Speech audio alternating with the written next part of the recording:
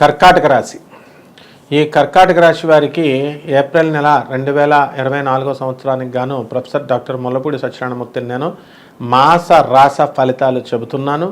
మరి ఈ యొక్క కర్కాటక రాశి వారికి ఏప్రిల్ 22వ తేదీ నుంచి 2024 సంవత్సరంలో లాభంలోకి గురుడు వస్తున్నాడు. కాబట్టి ఇంతవరకు నత్తనడక నడుస్తున్నటువంటి మీ జాతకాలన్నీ కూడా స్పీడ్గా పరిగెట్టించడానికి అవకాశాలు ఉన్నాయి. అయితే 100కి 100% కాకుండా ఒక 80% వరకు మీకు పనులు అవడానికి అవకాశాలు ఉంటాయి. ఎందుకంటే అది శత్రుక్షేత్రం కాబట్టి. ఇకపోతే ఈ యొక్క శుక్రుడు మనకి ఎక్కడ ఉన్నాడండి అని అంటే 24 ఏప్రిల్ వరకు భాగ్యస్థితిగతుడైనటువంటి శుక్రుడు మీకు సకల సంపదల్ని ఇస్తాడు, సకల లగ్జరీస్ని ఇస్తాడు.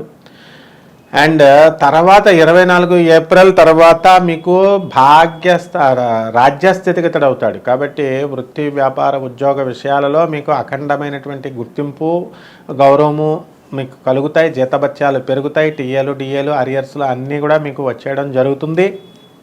అలాగే చక్కగా ఈ యొక్క స్త్రీల దగ్గరికి వచ్చేసరికి కర్కాటక రాశిలో ఉన్నటువంటి మహిళలు కాస్త ఆనందంగా ఉండడం అనేటటువంటిది జరుగుతుంది. మీ ఇళ్లల్లో మరి మేము పని ఒక చోట చేస్తున్నామండి, వేరే ఉద్యోగం ఒక చోట చేస్తున్నామండి, మా ఇళ్లలో వాళ్ళు మమ్మల్ని గుర్తించట్లేదండి అని తెగ బాధపడిపోతూ ఉన్నటువంటి కర్కాటక రాశి వాళ్ళ ఆడవాళ్ళకి చక్కగా మీకు రిలీఫ్ అనేటటువంటిది దొరుకుతుంది. మిమ్మల్ని మీ భర్త, మీ యొక్క యొక్క అత్తగారు, మామగారు, ఆడపడుచులు వీళ్ళంతా కూడా గుర్తించడం జరుగుతుంది. మరి ఈ బ్యాలెన్స్డ్గా వెళ్ళండి. ఈ యొక్క కర్కాటక రాశి వారికి ఏదైనా సమస్యలు రాగానే వెంటనే తల్లిదండ్రులతో మీరు ఫోన్లో మాట్లాడుకోవడం, అత్తగారులు భర్త చెప్పినవి ఇవన్నీ చెప్పడం ఇవన్నీ బ్యాడ్ హ్యాబిట్స్ అనమాట. కాబట్టి అది ఎక్కడ ఎంతవరకు చెప్పాలో అది మీరు పాటించినప్పుడు మీకు గొడవలు అనేటటువంటివి రావన్నమాట. అప్పుడు అదేవిధంగా ఈ యొక్క కర్కాటక రాశి వారికి ఆడపడుచులు, అత్తగారులు వీళ్ళంతా గుర్తించడం ఇవన్నీ కూడా జరుగుతాయి. అండ్ ట్రాన్స్ఫర్స్, వేరే చోట ఉద్యోగం ఒక చోట మరి అనుకునేటటువంటి వాళ్ళకి సేమ్ ప్లేస్లోకి మీకు ట్రాన్స్ఫర్స్ రావడం అనేటటువంటివి జరుగుతాయి.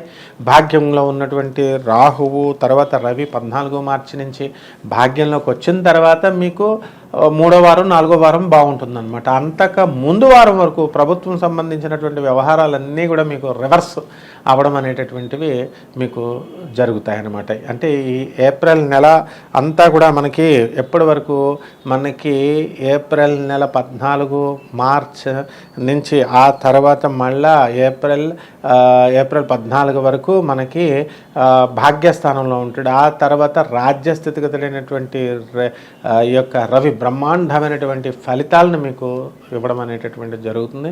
అద్భుతంగా మీకు ప్రభుత్వంలో ఉన్నటువంటి అన్ని పనులు, స్కాలర్షిప్స్ అన్నీ కూడా రావడం అనేటటువంటివి జరుగుతాయి. అదేవిధంగా మీ తండ్రి గారి యొక్క ఆరోగ్యం కూడా వృద్ధి చెందడానికి అవకాశాలు మీకు ఉంటాయన్నమాట. అలాగే ఈ యొక్క బుధుడు మనం తీసుకున్నప్పుడు 2 ఏప్రిల్ 2024 సంవత్సరంలో బుధుడు వక్రించి రాజ్యస్థితిగతుడై ఉంటాడు. ఆ తర్వాత భాగ్యస్థానంలోకి బుధుడు వక్రించి ఏప్రిల్ 9 నుంచి ఉండడం వలన వ్యాపారాల్లో అనేకమైనటువంటి లాభాలు మీరు పొందుతారు. మరి అరువులు ఇచ్చినా సరే మీ వ్యాపారాలన్నీ కూడా మీకు చక్కగా నడుస్తాయి. ఏ విధమైనటువంటి ప్రాబ్లం లేదు. డిపార్ట్మెంటల్ స్టోర్స్ ఇవన్నీ కూడా బాగా నడుస్తాయి. అలాగే మీకు చక్కగా ఈ యొక్క శుక్రుడు మనకి రాజ్యస్థితిగతుడు అవడం వలన బట్టల వ్యాపారాలు, తర్వాత ఈ యొక్క హోటల్ ఇండస్ట్రీస్, ఫుడ్ ఇండస్ట్రీస్ ఇవన్నీ కూడా మీకు బ్రహ్మాండంగా నడవడం అనేటటువంటి జరుగుతాయి. పూజా స్టోర్స్, వజ్రాల వ్యాపారము, పౌల్ట్రీ ఫార్మ్స్ ఇవన్నీ కూడా చాలా బాగా జరుగుతాయి. అండ్ పౌల్ట్రీస్, హ్యాచరీస్, కోడిగుడ్ల వ్యాపారము ఇవన్నీ కూడా బ్రహ్మాండంగా ఉంటాయి. అయితే మీకు అన్నిటికంటే అద్భుతంగా ఫారెన్ సంబంధమైనటువంటి వ్యవహారాలలో మీరు ముందంజుకి వెళ్తారు. మీరు చక్కగా ఫారెన్ సంబంధమైనటువంటి విషయాల్లో ఇంపోర్ట్స్ ఎక్స్పోర్ట్స్ బిజినెస్లో మీరు ముందుకు వెళ్ళడం అనేటటువంటిది జరుగుతుందన్నమాట. కాబట్టి సోదరులు బాగా వృద్ధిలో అవడానికి అవకాశాలు ఉంటాయి. మీ వల్ల మీరు చేసేటటువంటి సహాయం వల్ల మీ సోదరులు విదేశాల్లో మంచి విద్యాభ్యాసము ఇవన్నీ కూడా చదువుకొని బాగా డెవలప్ అవడం అనేటటువంటి అవకాశాలు మీకు ఉంటాయి.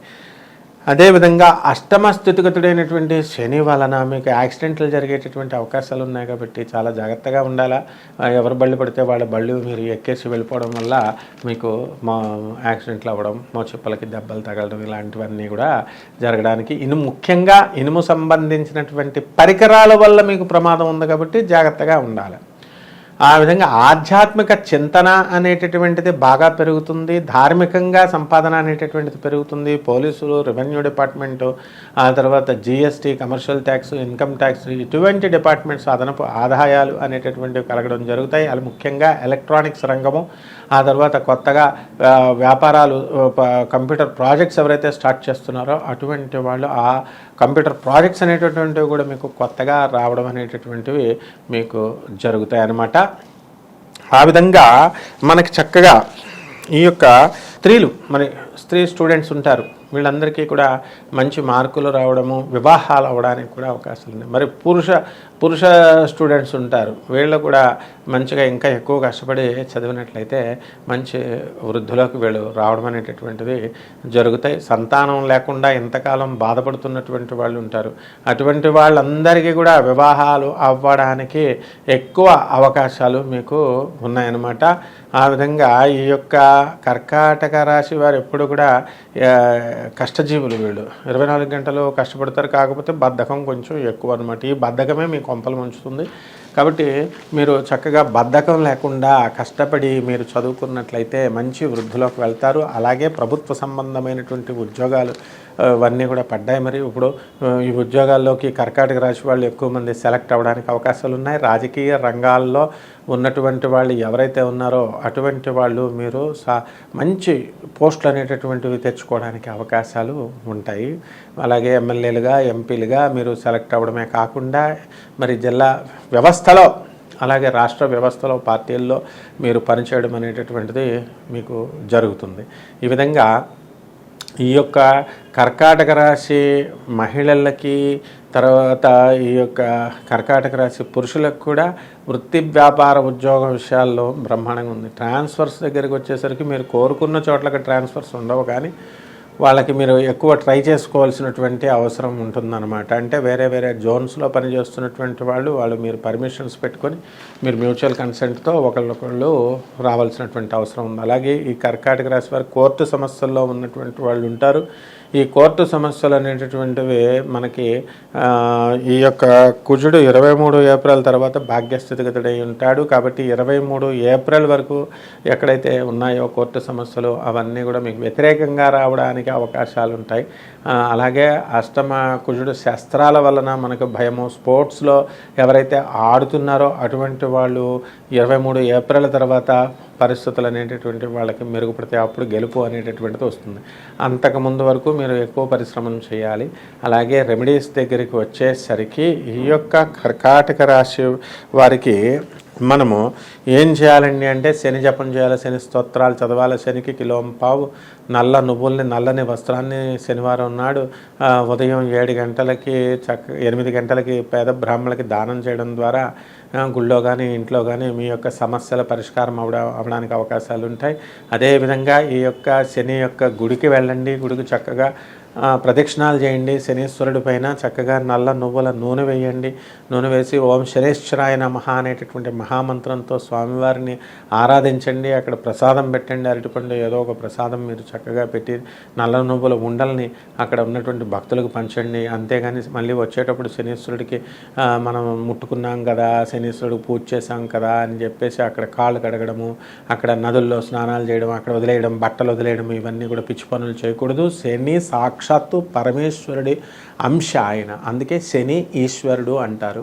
కాబట్టి నెగిటివ్ లేదు, పాజిటివ్ లేదు, ఏదో నెగిటివ్ వైబ్రేషన్స్ పోతాయి, మీరు ఇక ఇళ్ళకొస్తే కాళ్ళ కూడా వచ్చేస్తాయి, ఇదంతా కూడా నాన్సెన్స్ అనమాట. కాబట్టి మనం పాపాలు చేసాం, మనం కడుక్కోవడానికి శనీశ్వరుని ఆశ్రయించాం, ఆయన భగవంతుడు. అందువలన ఆయన్ని మనం కాళ్ళు కడుక్కోవడం, నీళ్ళు పెట్టి స్నానం చేయడం, బట్టలు అక్కడ వదిలేయడం ఆయన ఇన్సల్ట్ చేసినట్టు అవుతుంది, ఇంకా తోలు తీసేస్తాడు అలాంటివి చేస్తే. కాబట్టి ఈ విధంగా చేయండి, బ్రహ్మాండంగా ఉంటుంది.